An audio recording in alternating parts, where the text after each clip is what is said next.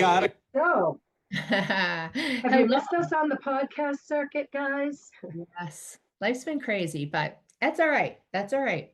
We're here Yeah, now, right? we're here now. We Okay. are here now. And I have to tell you, I didn't know you could ask Alexa to play the Two Pushy Dames podcasts, and she does. And one day I tortured myself by listening to my voice while I was cleaning my kitchen, saying, "What am I doing?" But you can just get one after the other if you're so inclined. Nice. Well, I'm glad you just didn't kick mine off when you just said that. Because when you said it, I was like, oh no, it's going to come on. On my Oh, Alexa, your that's yes. Alexa. Yes, there you go. Anyway, Well, there you but go. but today we wanted to talk about parents, right? We hear a lot from family childcare providers, out of school time folk, group time people, that they have a big problem with parents. And parents, we hear a lot of things like the parents don't respect us, or the parents, don't get it. I just wish the parents could come and spend a day in the classroom. So I think that's something we wanted to chat about today. Things that make you go, We have a lot of things that make us go, but this is one of them that's been really prevalent lately, I think. And I just want to put a kind of a precursor out there that when we use the term parent during this podcast, Yep. we mean guardian, family member, the Grandparent, adult. There's so many grandparents parenting their grandchildren. So whomever it is that you deal with at your program, who is responsible for that child when they're not at your program. So, parents would be kind of an all-inclusive term here, if that's okay with everybody else. But yeah, I think it's tricky. The parent or the guardian is the primary educator. We believe that. We we come from feel a Head strongly Start about that. background. We believe that, and we're very Reggio inspired. We believe that. But parents don't know as much as you do about what's best in early childhood education settings. And that's where it gets tricky, because I think it's the only job that people try to tell you how to do your job. And I understand why they do that. I really do. I don't think parents are doing anything wrong. I think they're trying to be engaged and involved, but sometimes it can be tricky because it's not always the right way. Right. And I think that we've said this a lot. I think when people think back to their early years of education, they don't really remember, when they were a toddler or when they were preschooler. A lot of them didn't even go to school then, right? A lot of people started school when they were, kindergartners or, first I graders, didn't even go to school till first grade, and right? imagine I turned out So mostly okay. when we think back to our early years, we think of academics, right? Because we kind of started school at a different age. So when we think about kids that are younger, you and I know that play-based learning is the best for young kids. But sometimes families and parents and, guardians do not get that. They think that we need to put that pencil in that kid's hand right away. They need to be, learning this, that, and the other thing. They need to be reciting facts. But really, that's not the case. When we think about kids under the age of 8, we know especially they need to have a play-based learning environment. And that's so important. And people don't get that. They think they're just playing, but we know differently that they're not just playing. They're learning all the different, they're developing and learning in all the different domains. And it's so important. Yeah, so there's probably 10 different ways to think about this, but two of the main things I think about with this topic, one is, whose job is it? It's your job. When the kids are with you, it's your job. Families have obligations when they're not with you, but it's not okay to let families tell you how to do your job. You want to be collaborative, you want to be cooperative, you want to be partners in this, but you need to be literally like driving the bus when it comes to engaging them and letting them know. And then I think the other piece of it is educating them, because parents only know what they know, just like everybody else. You only know what you know, and you don't know what you don't know. So educating them instead of getting frustrated or annoyed with, oh my God, she wants me to toilet train her infant, and they're not ready yet. Tell them why they're not ready yet. Help them understand that, because their perception and their knowledge base is different from what you know. Yeah. And, one of the things that we talk about a lot with our educators is that we say, no one does more training than our early childhood educators. They do a lot of training. They do training outside of their programs. They do training in their programs. Lots and lots of training come into play. but you need to let the parents and the guardians know what you're doing for training. Throw something on the door when they come to drop off. I did a training last night on blah blah blah, or Miss With Susie the did two training on pushy this. dames, and it was awesome. Yeah. There you go. Exactly. But let them know if you have one of those apps that you send home an app and say, Miss Kathy and Miss Leanne did training last night on blah, blah, blah. Don't call me Miss Kathy. Kathy, however programs do it, whatever you call your teachers, let the parents and the guardians know the trainings that were attended, because they have no idea. They don't even know that you do first aid and CPR regularly. They really don't understand that. So when you let them know about all the training that you do, it starts to make you look more like a professional. We don't want parents to look at us just as babysitters and you leave a list for the babysitter, the 14-year-old babysitter. It shouldn't be like that. We are professionals, and we want parents to recognize that. And one of the first ways I think we can help them recognize that is let them know the trainings that we're doing. If you're a person who gets your CDA, let the program know you got your CDA and what's entailed in getting your CDA. If you get a degree, celebrate it. Let everybody know you got your associate's degree, your bachelor's degree, Yeah. master's degree, whatever it is. But let them know those things. Let them know about the trainings. Let them know about your education, because I think that's important. And then, Well, Leanne, what happens, I think, is if your program closes for a professional day, the parent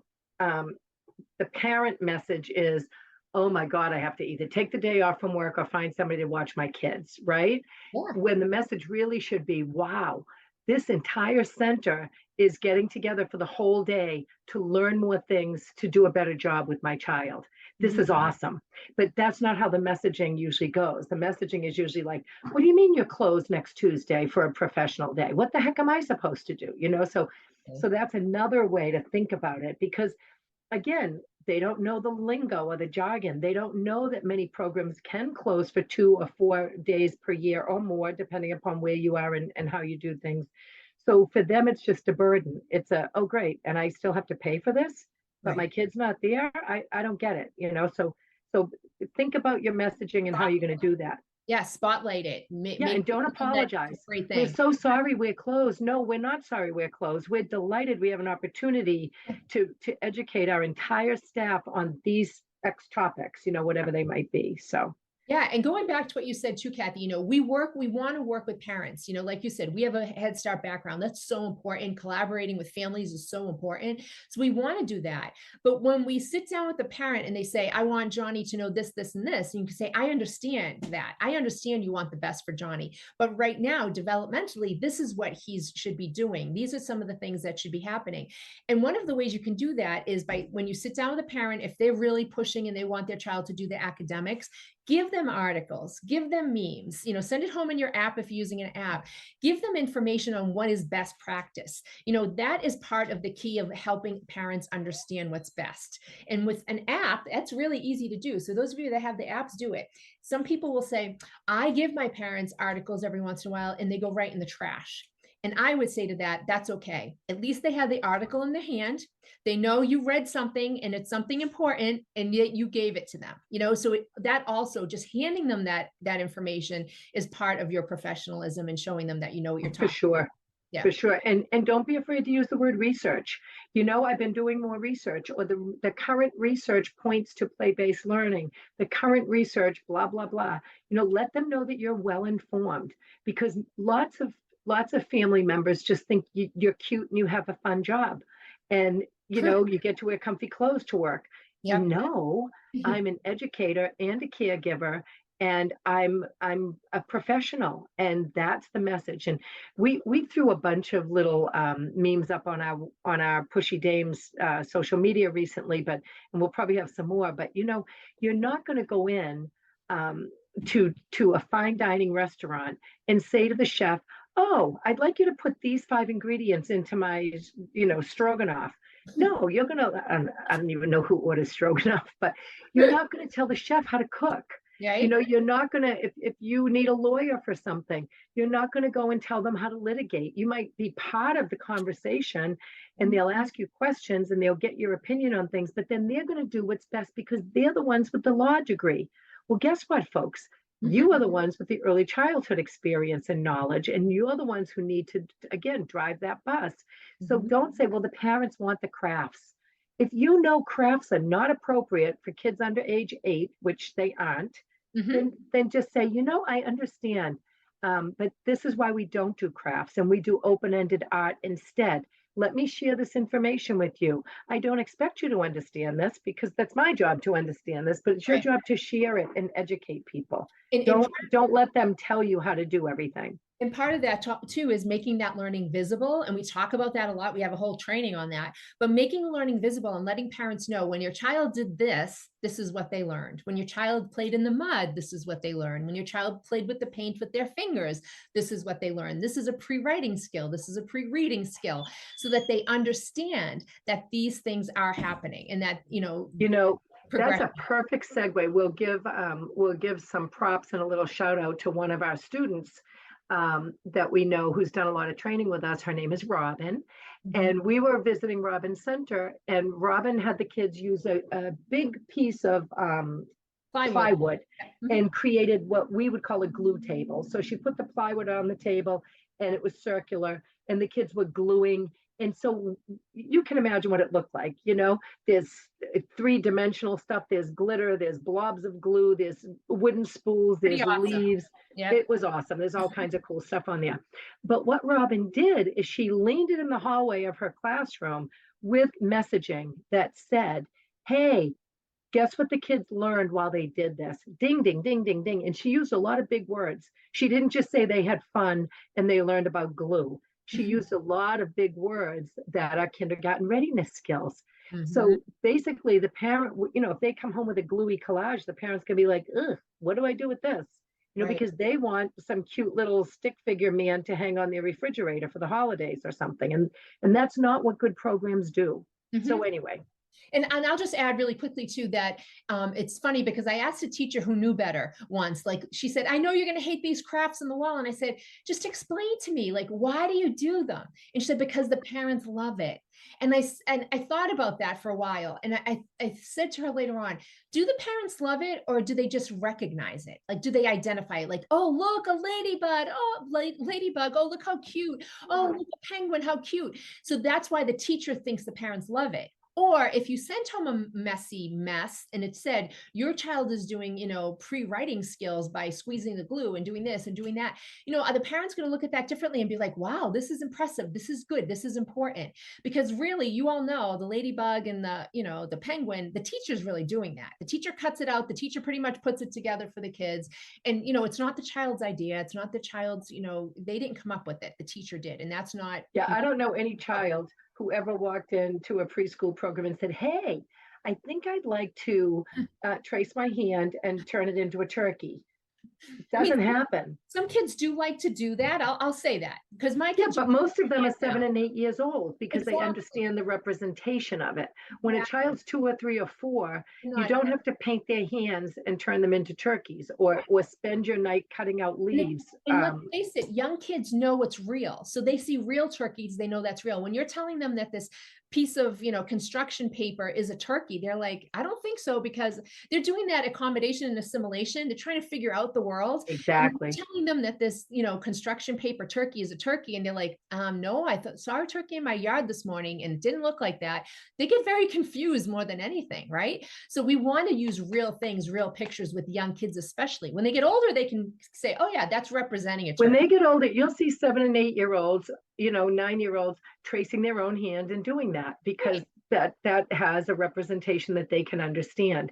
But Leanne's point about parents noticing it and recognizing it and identifying it is where we get confused because we're like, oh, when I sent home a gluey collage or a 3D sculpture that the child did with recyclables, the parents don't have a lot to say. Some of them don't even want to put it in their car, because it's going to get glue on their car or whatever, but that's when you have that golden opportunity to say, this might look like a bunch of glue and sticks, but let me tell you the process your child went through. Let me tell you what they were thinking, what they were saying, what they were learning, what they were doing.